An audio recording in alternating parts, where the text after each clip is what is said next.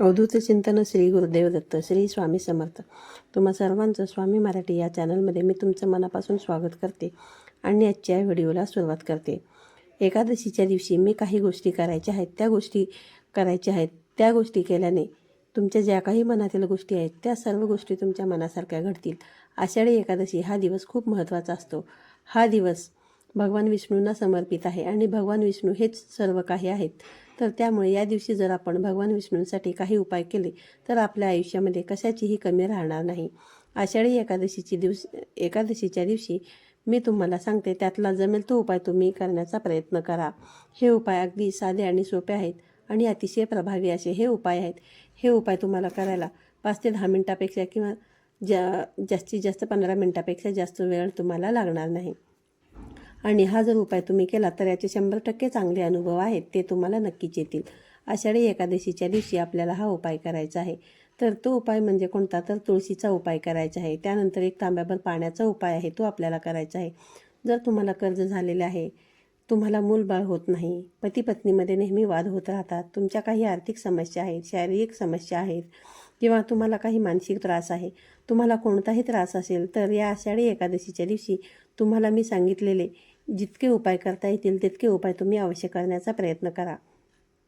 जर तुम्हाला सगळे उपाय करायला जमले तर अतिउत्तम, पण जर सगळे करणे शक्य झालं नाही तर जितके उपाय तुम्ही कराल तितके ते खूपच चांगलं होईल. त्यानेच तुमच्या आयुष्याचं कल्याण होईल. तुमच्या आयुष्यामध्ये सुख समृद्धी आणि धनलाभ होईल. हे सर्व काही तुम्हाला मिळून जाईल.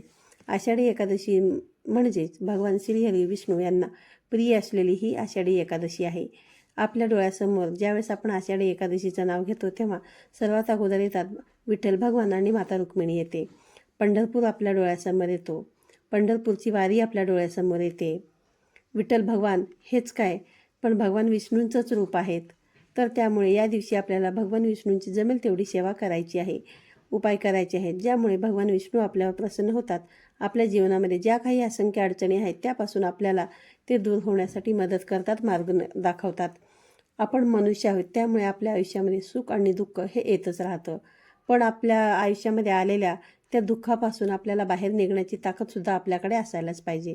त्यातून मार्ग आपल्याला सापडले पाहिजेत. त्या अडचणीमधून बाहेर निघण्यासाठी आपल्याकडे सगळ्यात मोठी संधी आहे, ती म्हणजे आषाढी एकादशी. ही एकादशी आहे उद्या दिनांक 17 जुलै बुधवारच्या दिवशी आहे आषाढी एकादशी. तर या दिवशी असे कोणते उपाय आपल्याला करायचे आहेत की तुमच्या सर्व अडचणी 100% दूर होतील.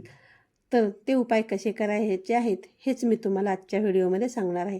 हे उपाय करत असताना तुम्ही अगदी मनापासून करा. तुम्हाला जर मनापासून वाटत असेल तरच हे उपाय तुम्ही करा, नाहीतर कोणाचं तरी ऐकलं, कोणीतरी आपल्याला सांगितलेलं आहे, कुठेतरी पाहिलेलं आहे, मनी नाही भाव आणि देवा मला पाव, असं म्हणून तुम्ही हा उपाय करू नका. त्याचा तुम्हाला काही उपयोग होणार नाही. जर तुम्ही हे उपाय सेवा मनापासून केली तरच त्याचे जे फळ आहे ते तुम्हाला मिळेल.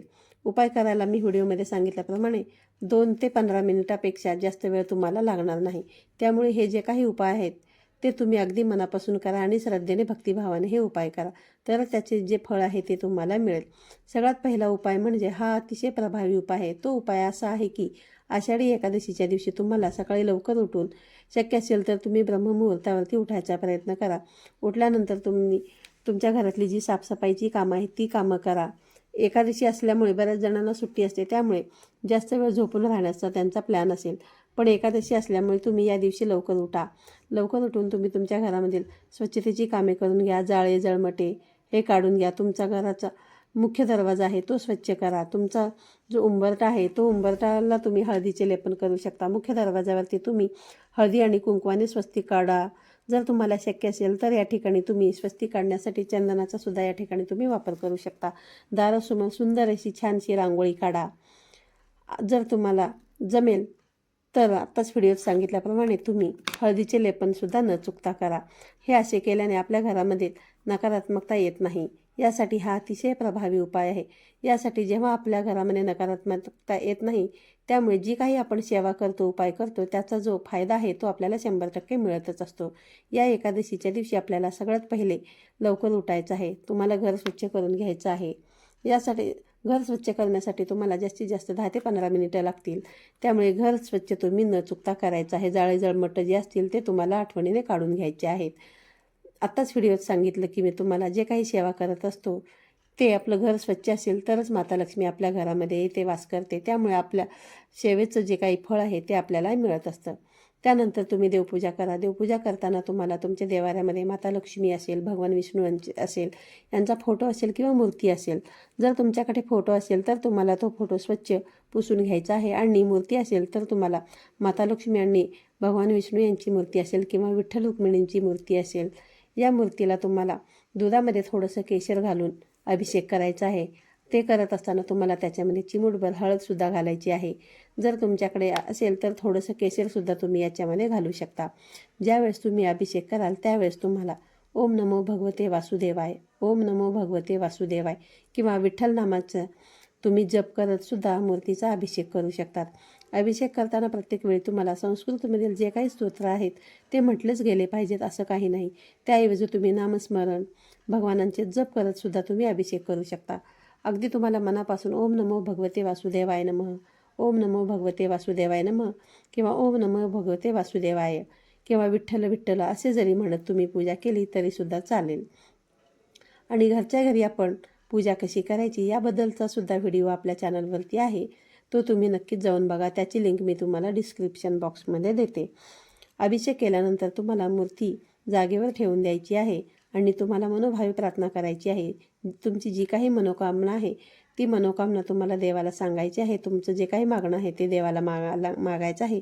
आणि त्यानंतरची दुसरी गोष्ट म्हणजे या दिवशी तुम्ही मंत्राचा जप जितका होईल तितका करण्याचा प्रयत्न करा. शक्य असेल तर तुम्हाला जमेल तर गायत्री मंत्राचा जप करा. यामुळे भगवान श्री हरी विष्णू आणि माता लक्ष्मीची आपल्यावरती कृपा राहील. त्यानंतर तुमच्या आसपास जर कुठे विठ्ठल भगवान रुक्मिणी किंवा भगवान श्री हरी विष्णूंचे मंदिर असेल तर तुम्ही त्या ठिकाणी जा आणि पांढऱ्या मिठाईचा नैवेद्य दाखवा. जर तुमच्या घराच्या आसपास मंदिर वगैरे नसेल तर हा नैवेद्य तुम्ही घरच्या घरीसुद्धा दाखवू शकता. पण नैवेद्य अर्पण करताना तुम्ही नैवेद्यावरती तुळशीचे पान ठेवायला विसरू नका. तुळशीचे पान हे तुम्हाला आवर्जून त्या नैवेद्यावरती ठेवायचे आहे. तुळशीला हे आषाढी एकादशीच्या दिवशी खूपच महत्त्व आहे. तुळशीचे पान ठेवल्यामुळे नैवेद्य जे आहे ते भगवान श्रीहरी विष्णू असतील, विठ्ठल असतील ते ग्रहण करतात आणि आपल्यावर ते प्रसन्न होतात. त्यानंतर आपल्याला जर कोणत्याही कामामध्ये अडचणी येत असतील, तुमच्या हाती घेतलेले काम पूर्ण होत नसेल, नेहमी काही ना काही अडथळे येत असतील, अडचणी येत असतील, तर विठ्ठलाच्या मंदिरामध्ये जाऊन तुम्हाला एक नारळ आणि 5 बदाम अर्पण करायचे आहेत. जर तुमच्या आसपास मंदिर नसेल तर तुम्ही हे घरच्या घरीसुद्धा करू शकता.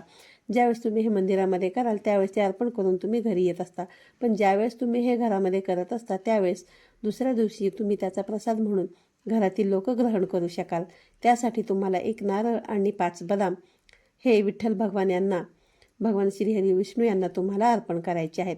तुमच्या कामामध्ये जे काही अडथळे येत होते ते सर्व अडथळे दूर होण्यास मदत होईल आणि तुम्ही हाती घेतलेले जे कार्य आहे त्यामध्ये तुम्ही यशस्वी व्हाल आणि तुम्ही नेहमी यशस्वी व्हाल. त्यासाठी हा जो उपाय आहे हा उपाय घरातील स्त्री, पुरुष, मुले, मुली हा उपाय कोणीही करू शकतात. त्यानंतर एकादशीच्या दिवशी जर तुम्हाला शक्य असेल तर पिवळे किंवा नारंगी वस्त्रे परिधान करण्याचा प्रयत्न करा. त्यानंतर पिवळी धान्य, पिवळी फुले, पिवळी मिठाई, पिवळ्या फळामध्ये केळी हे सुद्धा तुम्ही नैवेद्य म्हणून अर्पण करू शकता. पण नैवेद्य अर्पण करताना त्याच्यावरती तुम्हाला तुळशीचे पान न ठेवता हे ठेवायचेच आहे. यासोबतच ह्या ज्या काही वस्तू आहेत ह्या वस्तू तुम्ही गरजूवंताला दान केलं तरीसुद्धा चालेल. पिवळ्या वस्तू दान करण्याचा प्रयत्न करा. त्याच्यामध्ये पिवळी मिठाई, पिवळी डाळ या वस्तू तुम्ही दान करू शकता. दान हे कधीही ज्यावेळेस तुम्ही करत असाल त्यावेळेस तुम्हाला ते गरजू व्यक्तींनाच करायचं आहे. उगाचच दान करायचे आहे म्हणून करू नका. जर ज्याला खरोखरच गरज आहे तो हे दान स्वीकारतो आणि ज्याला गरज नाही तो फक्त घ्यायचं म्हणून घेतो आणि तो कुठेतरी फेकून देईल. त्यामुळे तुम्ही जे काही दान कराल त्या दानाला काहीही महत्त्व राहणार नाही. त्यामुळे तुम्ही हे जे काही कराल ते सगळं अगदी नियमाने विचारपूर्वक करा. त्यानंतर सगळ्यात मोठी समस्या म्हणजे काही तुम्हाला कर्ज झालेलं आहे, त्या कर्जामधून मुक्ती मिळवण्यासाठीचा हा उपाय आहे. कर्जाच्या बाबतीमध्ये जर तुम्हाला सांगायचं झालं तर कर्ज हे आपण घेतलेलं असतं आणि ते कर्ज आपल्यालाच फेडायचं असतं. ते काही देव येऊन फेडत नाही. पण कधी कधी असं असतं ना की आपण सुरुवातीचे 1-2 हप्ते असतात ते अगदी व्यवस्थितपणे फेडत असतो, पण नंतरचे जे हप्ते फेडायची वेळ आपल्यावरती येते त्यावेळेस आपल्याला आर्थिक चणचण जाणवते. त्या कर्जामुळे आपल्याला बाकीची सेविंग्स करता येत नाही, आलेला पैसा आपल्या हाती टिकत नाही, आपल्याकडे जे पैसे येण्याचे मार्ग असतात ते बंद होतात. म्हणून आपल्या कष्टासोबतच आपल्याला नशिबाची साथ मिळण्यासाठी, कर्ज फेडण्यासाठी आपला मार्ग मोकळा व्हावा यासाठी कष्ट आपल्यालाच करायचे असतात, पण त्याच्यासाठी मार्ग मिळण्यासाठी तुम्हाला एकादशीच्या दिवशी हा उपाय आवर्जून करायचा आहे. कर्ज निवारण्यासाठी हा अतिशय आणि प्रभावी उपाय आहे. एकादशीच्या दिवशी हा उपाय करायचा आहे. तर बघा, यासाठी हा उपाय केल्यामुळे तुमच्या घरामधील जे क्लेश असतील, भांडण असतील, ते जाऊन तुमच्या घरामध्ये आनंदाचे वातावरण तयार होईल. आणि जर आपल्या घरामध्ये आनंदाचं वातावरण असेल तर त्या घरामध्ये सकारात्मकतेचं वातावरण तयार होईल आणि माता लक्ष्मी आपल्या घरामध्ये अखंड वास करेल. याचाच परिणाम म्हणून आपल्या घरामध्ये पैसे येऊ लागतील आणि माता लक्ष्मी जी आहे ती आपल्या घरामधून बाहेर निघून जाईल. तर मग तुम्हाला कर्ज फेडण्यासाठी हा उपाय करायचा आहे. तर उपाय काय आहे तो बघूया. तुम्हाला संध्याकाळी एकादशीच्या दिवशी साधारणतः दिवे लागणीच्या वेळेस हा उपाय करायचा आहे. जास्तीत जास्त तुम्ही 9 वाजेपर्यंत केलात तरी चालेल. या दिवशी तुम्हाला पिंपळाच्या झाडाखाली माता लक्ष्मी आणि भगवान विष्णू यांचा वास असतो. तर या दिवशी बघा, तुम्हाला जर समजा जास्तच वेळ झाला, रात्री खूपच उशिरा आला, तरी हा उपाय तुम्ही सकाळी केलं तरी चालेल किंवा संध्याकाळी केलं तरी चालेल. या दिवशी तुम्हाला पिंपळाच्या झाडाखाली सगळ्यात पहिला एक दिवा लावायचा आहे. दिवा लावून झाल्यानंतर हळदी, कुंकू, अक्षता, फुले तुम्हाला अर्पण करायचं आहे. दिवा अगरबत्तीने ओवाळून घ्यायचा आहे.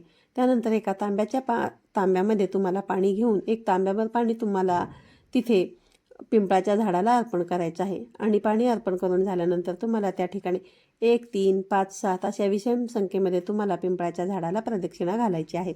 आणि हे करताना तुम्हाला सतत ओम नमो भगवते वासुदेवाय नमः, ओम नमो भगवते वासुदेवाय नमः किंवा ओम नमो भगवते वासुदेवाय या अतिशय सोप्या आणि प्रभावी मंत्राचा जप तुम्हाला करायचा आहे.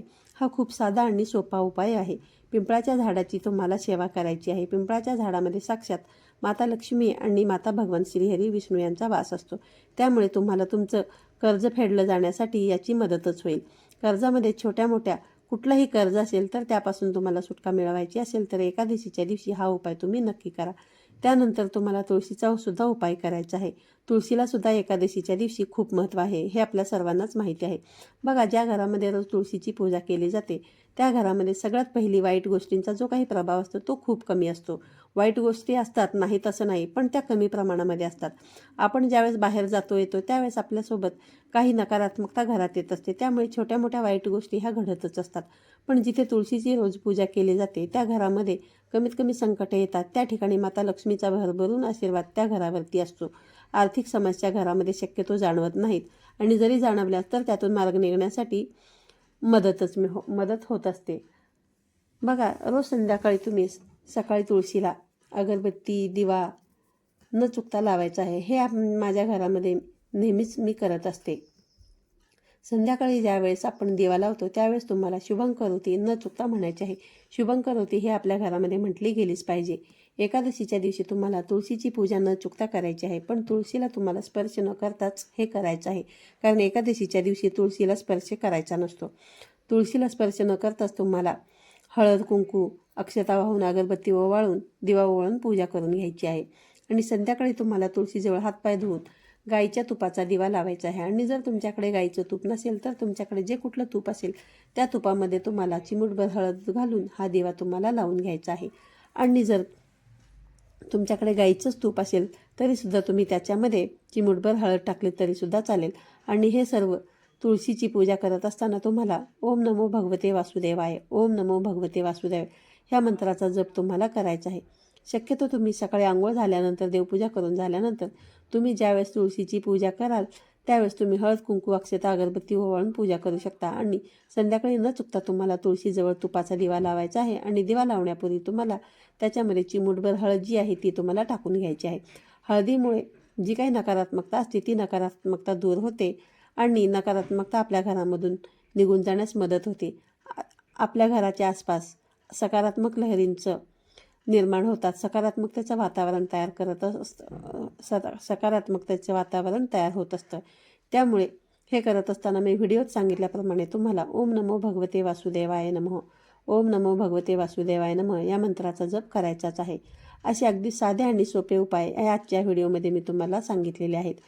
हे उपाय करण्यासाठी तुम्हाला 2 ते 10 मिनिटापेक्षा जास्त वेळ लागणार नाही. असेच उपाय मी तुम्हाला आजच्या या व्हिडिओमध्ये सांगितलेले आहेत.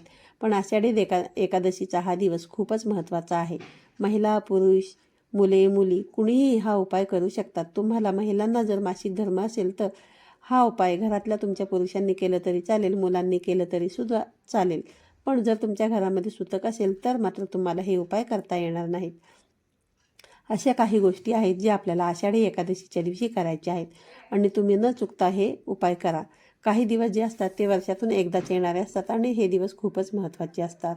वर्षातून एकदाच ह्या गोष्टी येत असल्यामुळे आपण ह्या गोष्टी करणे खूपच महत्त्वाचे असते. त्यानंतर मग आपल्याला देवाला दोष द्यायची वेळ आपल्यावरती येत नाही. आजच्या या व्हिडिओमध्ये तुम्हाला अतिशय महत्त्वाची माहिती मी तुम्हाला सांगितलेली आहे. तर आजचा व्हिडिओ तुम्हाला आवडला असेल तर व्हिडिओला लाईक करा, शेअर करा आणि तुम्ही जर चॅनलवरती नवीन असाल तर चॅनलला सबस्क्राईब करा, जेणेकरून यापुढे जे काही नवनवीन व्हिडिओ येतील त्याचे सर्वात अगोदर नोटिफिकेशन तुम्हाला मिळेल आणि तुमचा एकही व्हिडिओ मिस होणार नाही. तर पुन्हा भेटूया अशाच एका नवीन आणि माहितीपूर्ण व्हिडिओमध्ये. तोपर्यंत सर्वांना श्री स्वामी समर्थ.